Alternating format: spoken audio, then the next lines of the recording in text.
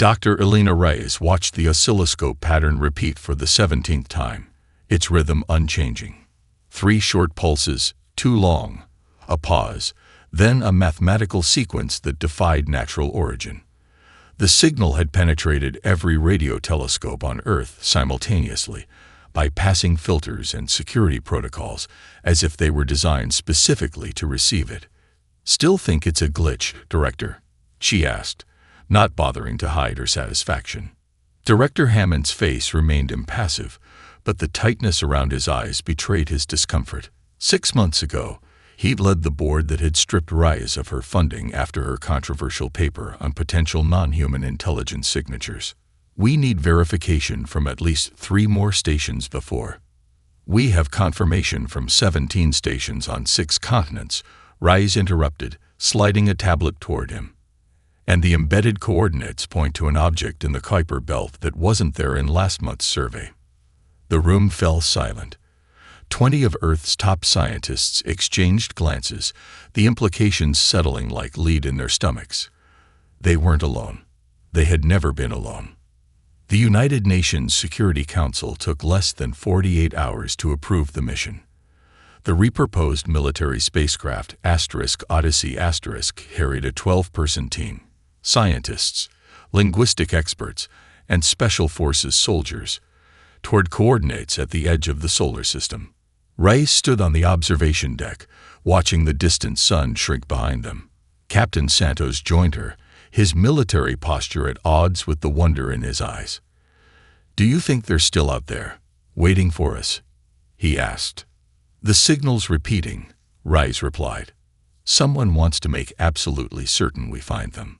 The object materialized against the black tapestry of space on the 7th day, a vessel of impossible configuration, nearly 2 kilometers long, its surface rippling with iridescent patterns that seemed to absorb rather than reflect light.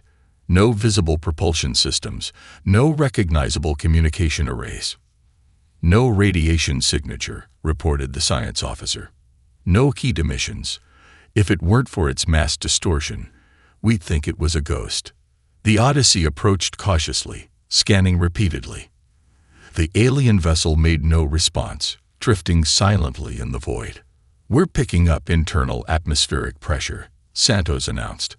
"Composition, remarkably Earth-like." "That's impossible," Reyes whispered. "That can't be coincidence." The boarding team crossed through the umbilical and environment suits despite the readings. The vessel's outer hull opened at their approach without any discernible mechanism, revealing corridors that shifted configuration even as they watched. Inside, they discovered the massacre. Dozens of biomechanical beings lay scattered throughout the ship, their bodies contorted in positions that suggested they had died fighting something invisible. Strange fluid, not quite liquid, not quite gas, hung suspended in globules throughout the chambers. Private Kendrick was the first to experience the hallucinations. He collapsed, screaming about shadows that moved between dimensions. 2 more team members followed before Reyes identified the cause: psychic residue, so powerful it affected human minds, even without direct contact. In the vessel's core, they found the stasis chamber. A single occupant remained alive, suspended in a translucent medium. Its body configuration defied Earth biology. Multiple sensory appendages, exoskeleton revealing shifting internal organs, limbs that branched in mathematically precise patterns. The chamber's external display showed a countdown in alien numerals. Reyes didn't need to understand the symbols to recognize their meaning. Whatever kept the being alive was failing. Humanity had 7 days to communicate with their first confirmed alien life form before it expired, carrying its knowledge into oblivion. And somewhere in the darkness between stars, something was coming. The alien's name, or at least the closest human vocal approximation, was Ektalthar. The neural interface required to communicate with it had already sent 3 linguists to the medical bay with cerebral hemorrhaging. Dr. Reyes volunteered next, despite Captain Santos' objections. "We don't have time for safety protocols," she argued, watching the stasis chamber's countdown tick below 6 days. "Every hour we delay, we risk losing the only contact we have. The interface was a gossamer mesh of alien technology that settled over her skull like a living web. The moment of connection brought pain beyond description, as if every neuron were being individually cataloged and reconfigured. Then darkness, followed by stars, countless stars, seen through sensory organs humanity had never evolved. "You perceive inadequately," came the thought, not in words but in concepts that unfolded in Reyes's mind. "I will adjust." The alien's consciousness pressed against hers, reshaping the connection until communication became possible. Zalfar's thoughts carried undercurrents of agony and urgency. Asterisk, "The Voidborn come. You must understand before I expire." Images flooded her mind. A galaxy teeming with civilizations, thousands of species united in a coalition of sentient species. Then darkness spreading between stars, entities that existed partially outside normal spacetime, feeding on consciousness itself, leaving husks of worlds in their wake. "What are they?" Reyes managed to ask, her physical voice a whisper while her mind screamed the question. "The antithesis of life. They consume awareness. They corrupt reality. They cannot be reasoned with or understood through your limited perceptions." More images. Coalition worlds falling one by one. Species fighting with technologies so advanced they resembled magic to human understanding, yet still failing. A desperate retreat across the spiral arms of the galaxy, searching for weapons, for salvation. Why contact Earth? We have nothing that could help against that. Zalfar's response carried a sensation Reyes identified as grim amusement. "You were hidden. Cosmic anomalies in your sector created interference patterns that cloaked your development. A fortunate accident that saved you from early harvest." The alien's consciousness dimmed momentarily, its life force ebbing. The stasis field fluctuated, then stabilized. Asterisk, "Deep space sensors detected something unprecedented on your world. Your neural patterns. They are toxic to Voidborn." The concept expanded in Reyes's mind. Human brains produced unique electrochemical signatures that corrupted Voidborn upon contact. Humans weren't just resistant. They were poisonous to the enemy. How is that possible? We're not special. Just another evolved species.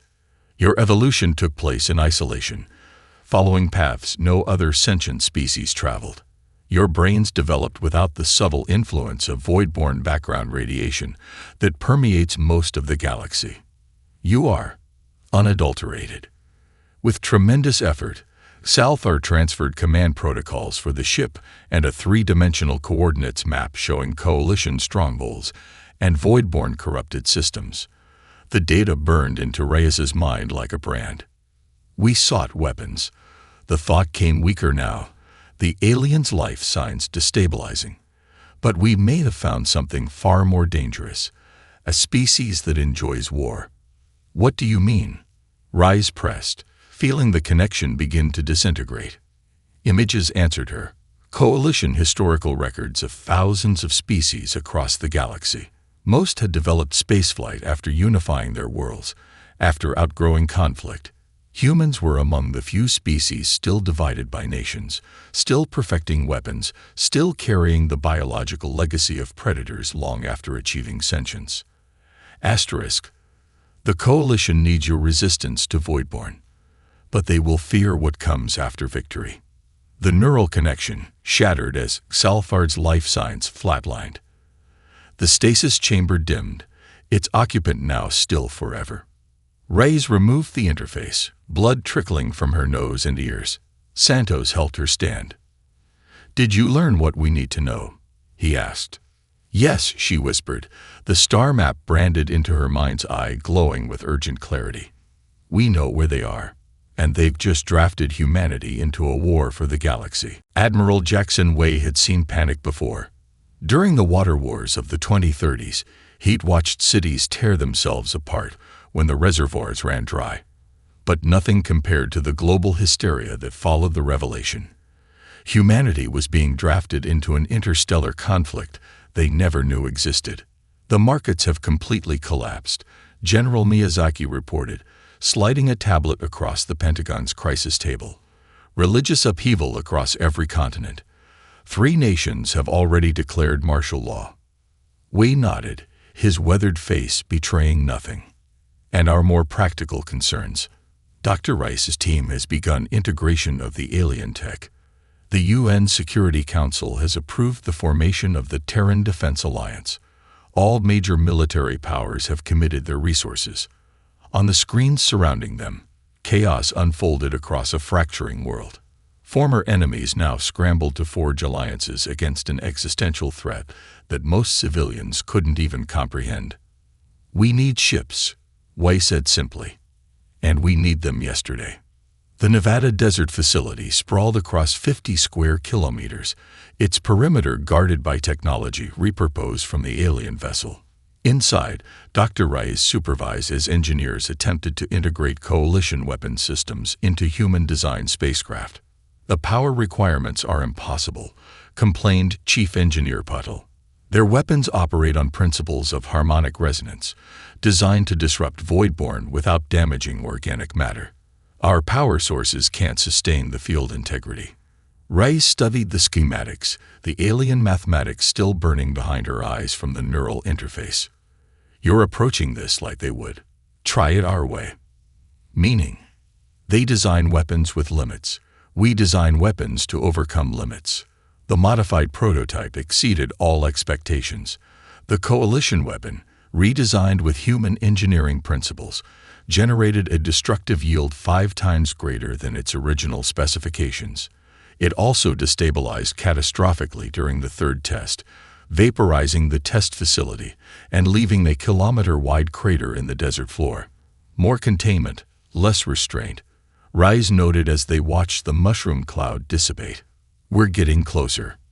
Admiral Wei stood on the observation deck of the TDA Thermopylae, Earth's first true warship built with hybrid technology. Below him, in the lunar construction docks, 20 more vessels neared completion. Not enough. Nowhere near enough. Captain Sofia Mendez joined him, her newly minted uniform still crisp. "The engineering team says we need another month for proper systems integration." "We don't have a month," White replied, pointing to the holographic display showing the solar system. Red markers appeared at the edge, moving inward. Deep space sensors detected voidborn scouts entering the heliopause. "They found us." Mendez stiffened. "The fleet's half finished. Crews are still learning basic operations. We haven't completed weapons certification on a single vessel. And yet, Captain, we sail at dawn." Wei's voice carried the weight of every impossible order he'd ever given. "The Jovian defense line is our best chance to hold them. If they reach Earth orbit, we're finished before we begin." Throughout the lunar base, klaxons sounded as the alert status changed. Troops rushed to embarkation points. Engineers hurriedly sealed access panels and detached fuel lines. On Earth, civilians looked up at the night sky, unaware that humanity's first interstellar battle would happen in their cosmic backyard. Inside the hastily established coalition embassy, the few alien representatives watched with a mixture of hope and dread as humans prepared for war in ways their species never had, with eagerness rather than resignation. The first human battle fleet launched toward Jupiter, their engines leaving brilliant contrails visible even from Earth. Aboard the Thermopylae, Admiral Wei addressed his command staff, all of them learning to operate technology they barely comprehended. "We are about to face an enemy that has consumed 1,000 worlds," he said quietly. "They expect us to fight as the coalition fights, with precision and caution. We will show them how humans wage war." The fleet accelerated toward Jupiter, toward humanity's baptism by fire. Captain Sofia Mendez watched the tactical display as the Voidborn approached. They manifested as swirling masses of dark energy that distorted space around them, sensors struggling to maintain lock on entities that existed partially outside normal dimensions. Coalition Tactical Database suggests maintaining minimum safe distance of 50,000 kilometers, her XO reported. Standard procedure is Defensive Formation Alpha 7. Mendez studied the Jovian system model rotating before her. 23 human ships against an enemy that had devastated civilizations thousands of years more advanced. The coalition advisors had uploaded their battle doctrines, all focused on containment, on survival. "We're not here to survive," Mendez said. "We're here to win." She tapped the display, splitting the fleet into 3 asymmetric attack groups.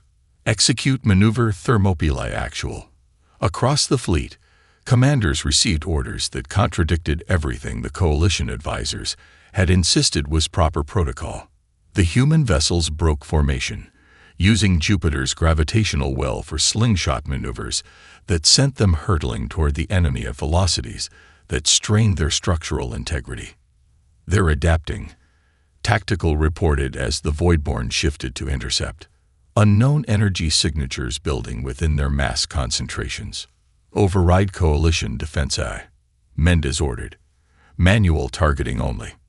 The Thermopylae shuddered as Voidborn energy discharges brushed its shields. On the displays, 3 human vessels showed critical damage, their engines failing as dark energy corrupted their systems. Danube, Tigris, and Amazon are compromised. Communications announced. Captain Hernandez requests emergency extraction. Mendez's expression hardened. Negative. New orders. Collision course with primary Voidborn concentration. The bridge fell silent. The Coalition observer, a multi-limbed being who had remained quiet until now, chittered in alarm. "Sacrificing ships is prohibited by Coalition engagement protocols," it objected. "Crew survival must." "This isn't a Coalition operation," Mendez cut in. "This is humanity's first stand." She opened a channel to the damaged vessels. "Captains, you are authorized for kamikaze protocol." The 3 crippled ships altered course. Drives pushed beyond safety parameters as they accelerated directly toward the largest Voidborn entities. When they impacted, the resulting dimensional rifts collapsed sections of spacetime, taking several Voidborn with them into non-existence. The observer fell silent, mandibles clicking in what might have been horror or awe. The Voidborn collective, encountering this unprecedented tactic, redirected their focus toward the Thermopylae. Dark tendrils of energy lashed out, penetrating the shields and corrupting hull sections. Warning klaxons blared as atmosphere vented from multiple decks. "Main power failing," engineering reported. "Hull breaches on decks 3 through 7. Weapons systems offline." Mendez rose from her command chair. "Initiate proxy drive." The XO paled. "Captain, the drive is experimental. We've never tested it under combat conditions." "Then this will be quite the test." The proxy drive, Coalition technology that humans had modified without fully understanding, activated with a subspatial shockwave. The localized distortion collapsed several Voidborn entities instantly and forced the others to retreat, their energy signatures fluctuating chaotically. On the Thermopylae's bridge, crew members collapsed as devastating psychic feedback washed through their neural systems. Mendez gripped her chair, blood streaming from her nose and ears as the modified drive created connections between dimensions it was never meant to bridge. When Coalition reinforcements arrived expecting to find human extinction, they instead discovered a graveyard of Voidborn remnants and damaged human vessels still maintaining attack formation despite catastrophic damage. "This is Captain Mendez of the Thermopylae," she transmitted from her ruined bridge, her uniform soaked with blood from ruptured capillaries. "We need medical assistance and technical support." A pause, then with grim satisfaction. "And then we need bigger guns." The Coalition commander, surveying the aftermath, sent a priority message to the Council. "The humans fight like nothing we have ever seen. They do not retreat. They do not prioritize survival. They view ships as weapons, not transports. We may have found our champions, or unleashed our replacements." 3 years into the war, the Coalition had come to rely on human shock troops for operations deemed too high risk for other species. Dr. Elena Reyes, embedded with the science team aboard the flagship Thermopylae, watched the recordings of the latest engagement with growing fascination. "They're adapting to our tactics," Admiral Wee noted, studying the holographic battle replay. but they're still vulnerable during certain phases of their manifestation cycle. Reyes nodded, her attention fixed on the data scrolling beside the visuals. It's not just tactical adaptation I'm seeing. They're responding specifically to human neural patterns. She pulled up comparative scans showing voidborn reaction to coalition forces versus human forces. The difference was stark. Voidborn entities maintained cohesion when engaging coalition ships, but exhibited fragmentation patterns when confronting human vessels. Our emotions are disrupting their neural networks, she explained. Particularly rage, hope, grief, and love. They create pattern disruptions that the voidborn can't process. Wei frowned. The coalition fights clinically, logically. We fight with passion. Rice finished.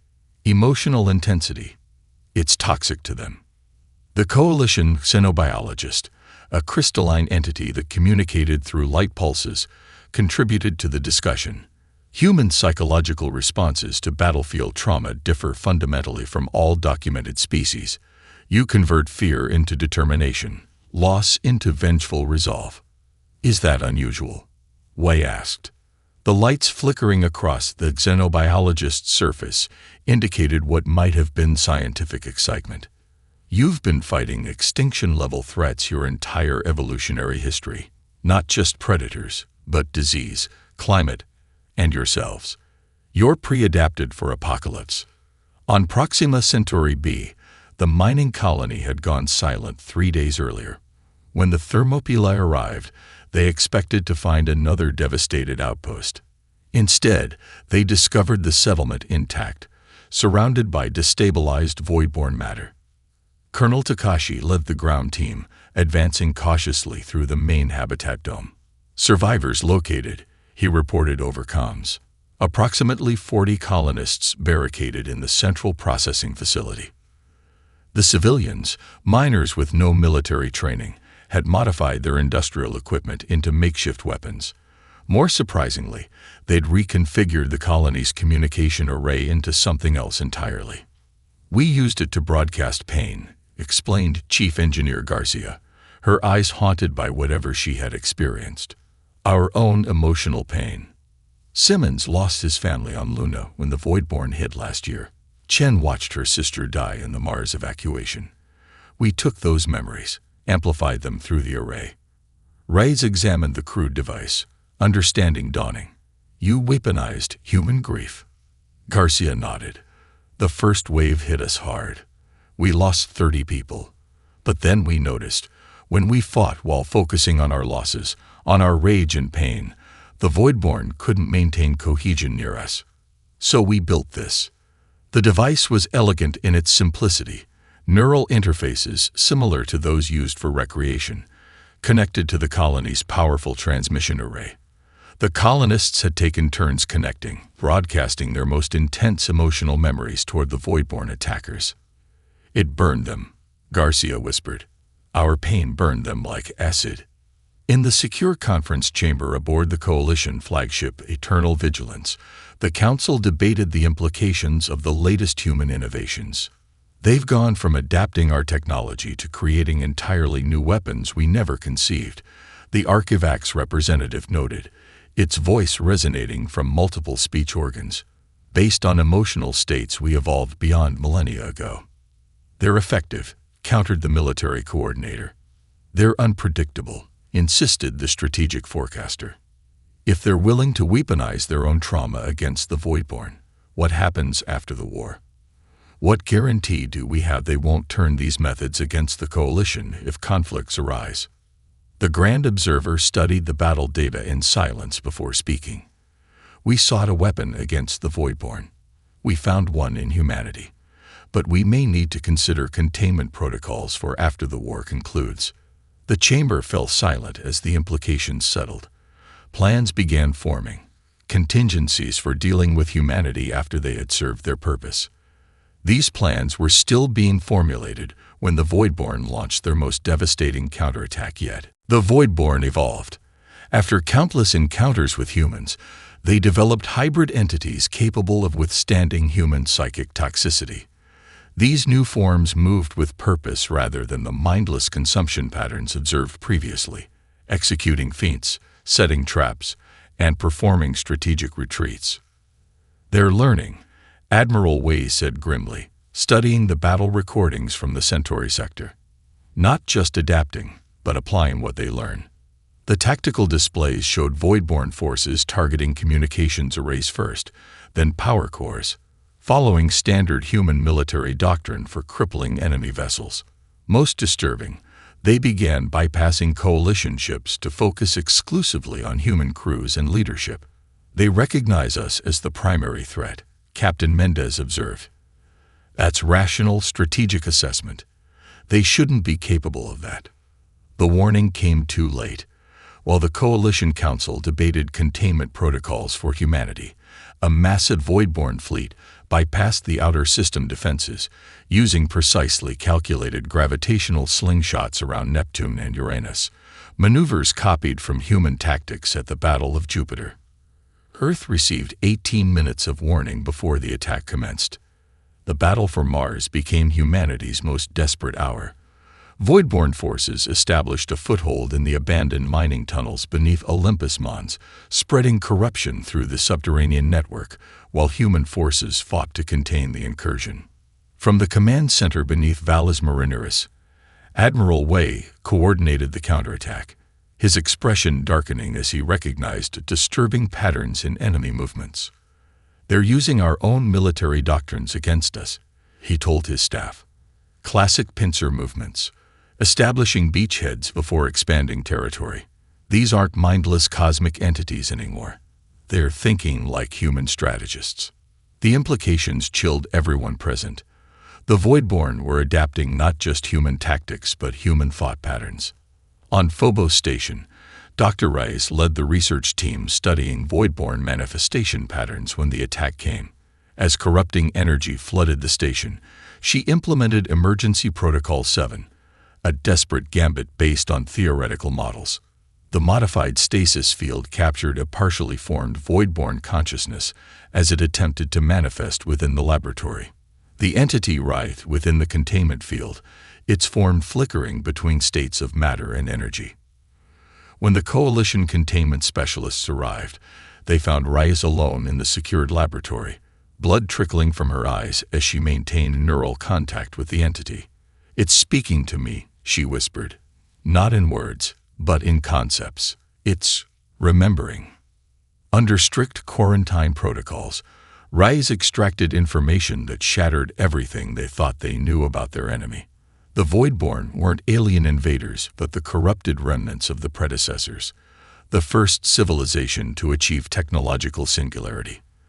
Their attempt to transcend biological limitations by uploading consciousness into a cosmic network had gone catastrophically wrong, eliminating emotional processing while preserving intellect and hunger. They lost themselves, Reyes explained to the stunned Coalition Council. The upload process stripped away emotion, empathy, everything except raw intelligence and survival drive. They became cosmic parasites, consuming consciousness to fill the void where their own emotions should have been. The holographic displays showed brain scans of human neural patterns alongside void-born energy signatures. The patterns were beginning to mirror each other. Exposure to human consciousness is reintroducing concepts the void-born had lost: individuality, emotional understanding, and eventually, empathy. Some are embracing these changes, others violently rejecting them. Admiral Wei, his uniform still stained with Martian dust, understood first. The war is changing. This isn't just about survival anymore. Reyes nodded. It's about evolution. The Voidborn are splintering into factions, those corrupted beyond redemption, and those beginning to remember what they once were. She gestured to the captured entity, now pulsing in patterns that mimicked human brainwaves. And humanity is the catalyst for both destruction and rebirth. As if confirming her words, the void-born entity formed what appeared to be a mouth and spoke its first word in human language. "Remember." Admiral Mendez stood before the Coalition Council, her newly earned rank insignia still unfamiliar after Admiral Wei's death defending Earth. The chamber fell silent as she presented Dr. Rice's proposal, its implications rippling through the assembled representatives. If human consciousness poisons Voidborn, Mendes stated, then weaponizing that consciousness might provide more than tactical advantage. It could offer a cure. The Archivax representatives' translucent membranes pulsed with agitation. You propose broadcasting human neural patterns directly into Voidborn collectives. The ethical implications alone. Ethics. Mendes interrupted. We're fighting extinction. The Voidborn have consumed thousands of species while we debated ethics. Ray stepped forward, her eyes showing the strain of continued neural contact with the captured entity. The Voidborn aren't just our enemy. They're victims of their own transcendence attempt. And some are trying to change. She displayed holographic evidence, transformed Voidborn separating from the collective, establishing independent energy signatures that exhibited emotional resonance patterns. They're remembering what they were before corruption. Human emotional patterns aren't just toxic, they're restorative.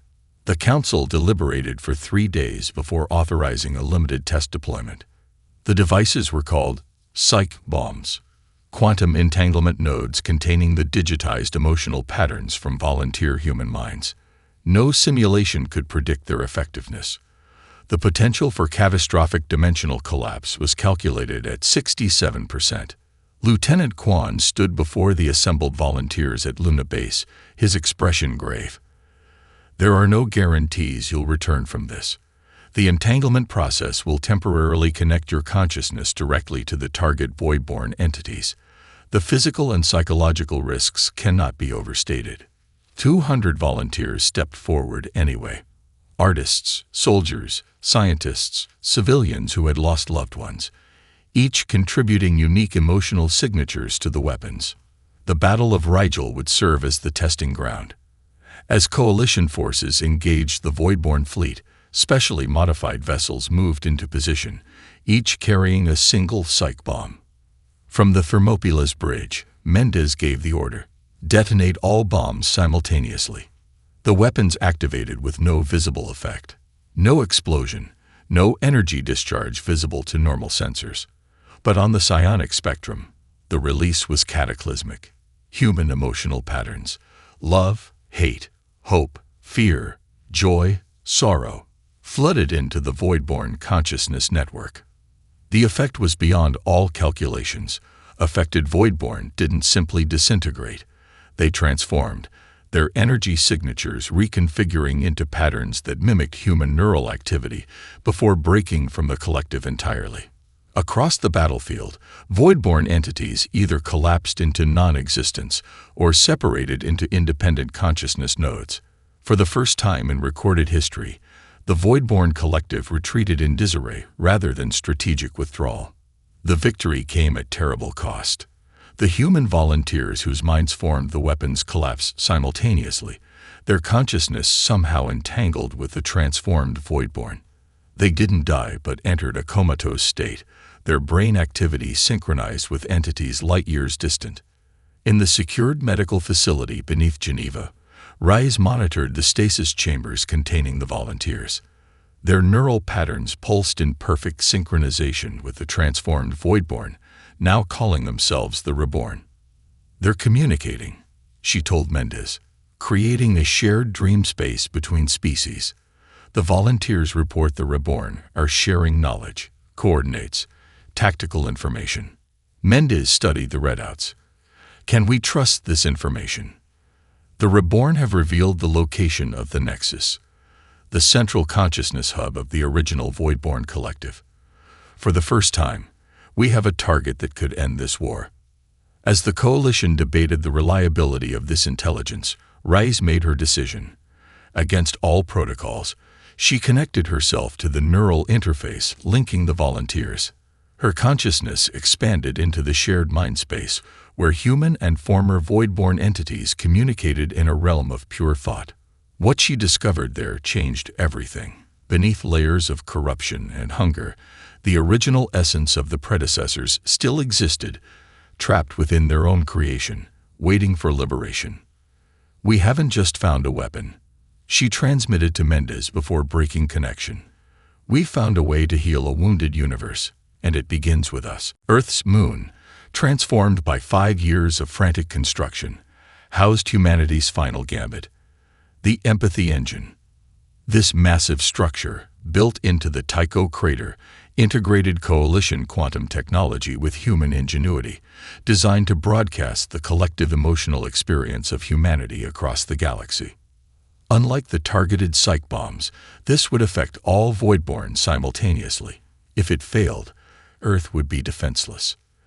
Dr. Reyes, her body permanently altered by repeated neural connections with the entangled volunteers, studied the final calibrations.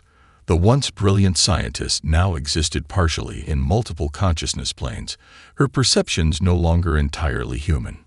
"The Voidborn have detected our intentions," she said, her voice carrying harmonic undertones that made listeners' teeth vibrate. "They've assembled their entire collective for a final assault on the solar system." Admiral Mendez received the reports with grim determination. Coalition and Reborn ships formed defensive lines from Neptune inward, but not even their combined might could stop the full Voidborn collective. A swarm of dark energy so vast it distorted light across parsecs. "How many volunteers do you need?" Mendez asked. "Millions," Reyes answered simply. "We're not just sending emotional imprints this time. We're sharing the complete human experience." On Earth, the call went out. Streaming services broadcast the request into every home, every public space. Humanity needed volunteers to connect temporarily to the engine. The response was overwhelming. Artists, soldiers, teachers, children, the elderly, each contributing unique emotional perspectives to the broadcast. In Tycho Base, millions connected through neural interfaces, their combined experiences flowing into the engine's core. Dr. Reyes, serving as the focal point, structured the chaotic human emotional storm into a coherent transmission. "The Voidborn fear this more than any weapon," she told Mendez as connection protocols initialized. "They evolve beyond emotion, beyond empathy. Reintroducing these elements is more destructive to their corruption than any physical attack." Mendez nodded, understanding at last. "We're not the final weapon because we're better killers. We're the weapon because we never stopped feeling." As Voidborn forces breached the outer system defenses, tearing through the combined Coalition Reborn fleet, Admiral Mendez gave the order from the Thermopyla's bridge. The empathy engine activated with a psychic pulse that momentarily connected every sentient mind in the solar system. Through this connection flowed the full spectrum of human experience: joy and sorrow, love and rage, hope and despair, the capacity for both terrible cruelty and transcendent compassion. The effect on the Voidborn was beyond calculation. The collective consciousness that had remained unified for millennia shattered. Individual entities either dissolved entirely or transformed into Reborn, their original predecessor consciousness partially restored. In the aftermath, silence fell across the battlefield. Where the Voidborn Armada had been, now drifted thousands of newborn consciousness clusters, radiating patterns of confusion, wonder, and tentative identity. 1 year later, Mendez stood before the Monument to the Awakening, a simple crystalline structure containing a single preserved Voidborn/Reborn transition, eternally shifting between states. Around her, human and coalition representatives mingled with the newly formed Reborn diplomatic corps. The galaxy had entered a new era. The transformed Reborn, carrying echoes of both predecessor wisdom and human emotion, established settlements in formerly Voidborn territory. The volunteers whose minds had been used in the psych bombs had awakened, forever changed, serving as bridges between species. Humanity, no longer isolated, found themselves viewed across the galaxy with a complex mixture of gratitude, fear, and fascination. "We sought to create the perfect weapon," Mendez reflected as she laid a hand on the monument. "Instead, we remembered how to be perfectly human." Beside her, Reyes, her consciousness now permanently split between human and something beyond, smiled with eyes that saw across dimensions. "The war to end all life," she said, "became the peace that birthed new beginning." Throughout the galaxy, consciousness continued rising.